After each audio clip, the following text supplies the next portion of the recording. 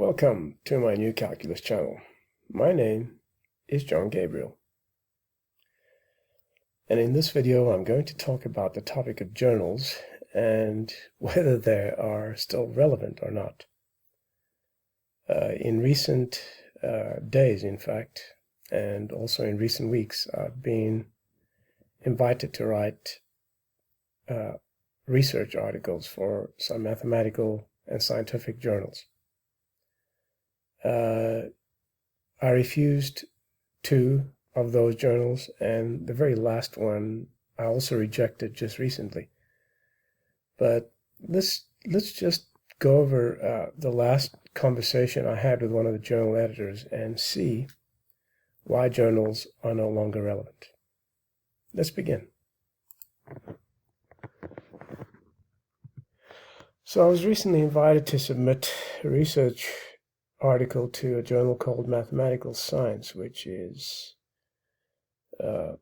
based in Hyderabad in India, Telangana, or I don't know if that's the right way to pronounce it.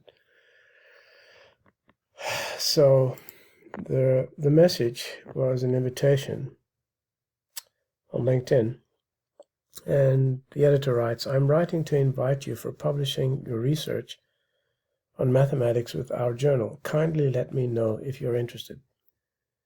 Well, I wasn't really interested, but I usually play along, and this is how I responded. "I'd only be interested if you publish my research without any edits whatsoever, and I do not want any peer or editor review.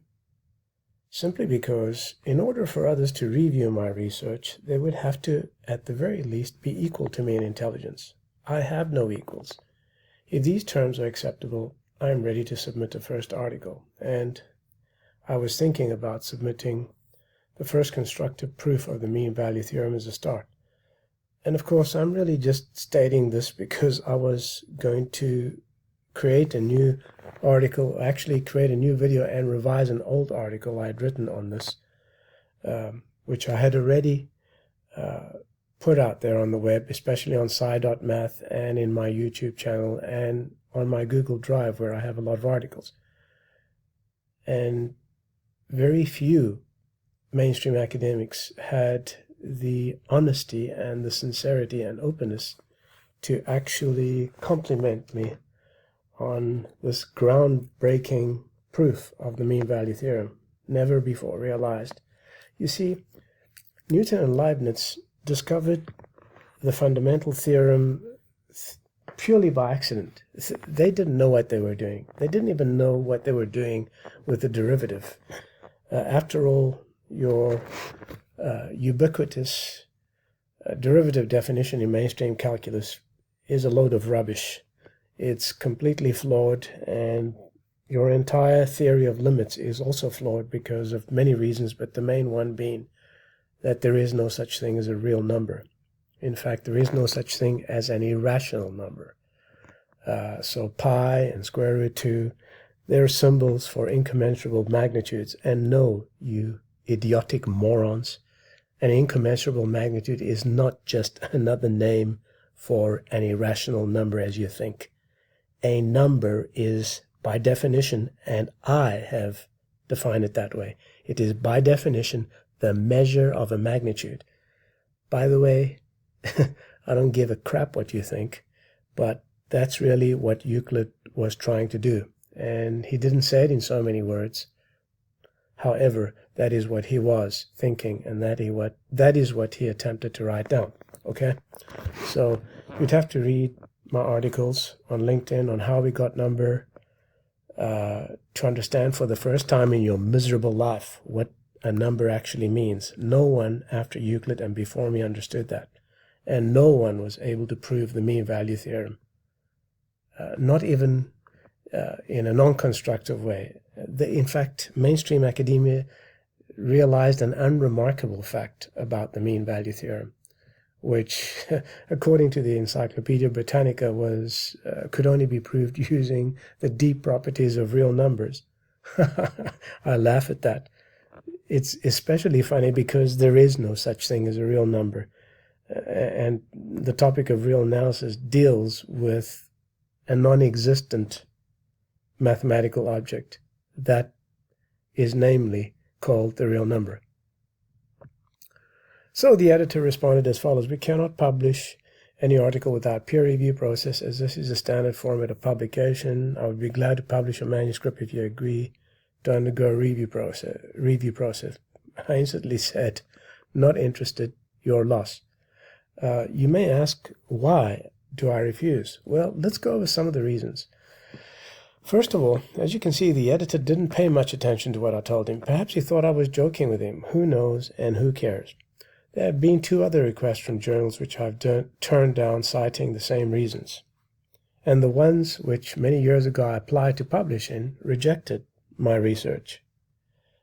Idiots like Terence Tao, who runs one of the mainstream mathematics journal, rejected it, and some journal in the Scandinavian countries, also a bunch of morons up there, also rejected it. So I've had maybe 4 or 5 rejections. After that, I thought to myself, well, I'd be stupid to send my articles to any other journal because they're going to do the same thing. They're read by a bunch of monkeys who don't know crap about mathematics and then rejected. But now the tables have been turned, and now they're asking me to submit these articles because many on the web who have read my information have realized that what I am saying is true, and what the fucking morons in mainstream academia are saying is complete bullshit. All right, so let's see here some of the reasons. I reach hundreds of thousands by publishing my research online without having to deal with the idiots of the Church of Academia. Journal research is approved by them, and usually any research in which they are ignorant is dismissed as crackpottery or crankiness or some other terminology. One of the phrases that they recently used to address an author of such research is the Dunning-Kruger syndrome. But it's an unscientific study, and it was based on a very biased sample. I'm not even going to go into that. I don't give a hoot about what they think. Number 3, their readership consists of brainwashed mainstream morons whose IQ is slightly higher than that of chimpanzees. I think a chimp's IQ is about 80. Now, one of the things you may not know is that chimpanzees are able to memorize almost as well as humans. So yes, when they get these degrees, they do it mainly through being good little parrots and being able to learn these things and what their lecturers ask them to do, and basically supply answers in exams that make their lecturers and those who mark them happy. Journals long ago ceased to adhere to original ideas, which were directed at making new knowledge and ideas available to a large audience of academics, whether professional or students. I literally piss and shit on the opinions of the morons in the Church of Academia. I hate the evil, jealous bastards with a passion that cannot be described using words. They are ignorant, stupid, biased, incompetent, arrogant, fucked up, perverted nincompoops, and those are not enough adjectives. One only need look at how much knowledge I have revealed, which cannot be refuted in any way whatsoever, and see that it has been rejected by the likes of these assholes, who do not like me, by the way. And many of them do know that what I'm publishing is correct. What I have to say to them is, eat shit and die, you evil scum. Outsiders or non-academics are labeled as cranks, and they're summarily marginalized by the high priests of mainstream academia. If you're not one of them, you have no chance. Some of the most devious scum I have dealt with are Gilbert Strang from MIT maybe is a better acronym. I won't go into that. A filthy homosexual and an evil bastard who knows nothing about mathematics. Absolutely zero. Jack Hazinger, he's a professor, but a Harvard alumnus, and doesn't understand simple trigonometry, wrote a critique of my new calculus, which he retracted very quickly, but failed to apologize later, still insisting that the ideas in the new calculus are wrong. By the way, the new calculus is now proven fact. There is nothing more to refute. It was never refuted in the first place. There was nothing that could be refuted about it.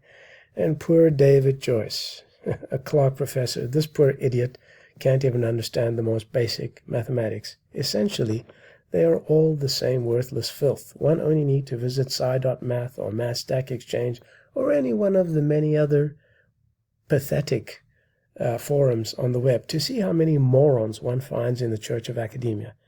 If you have slightly different ideas to theirs even. In fact, even if you answer according to mainstream ideas and they don't like you, they'll summarily vote your comments down and ban you. So, I am the great John Gabriel, okay? There is, whether you like that or not, it's now fact. I discovered the first and only rigorous formulation of calculus in human history. It is possible that more advanced alien civilizations already know of it. Well, I'm running out of time. So I hope you've enjoyed this little presentation. Till next time, goodbye.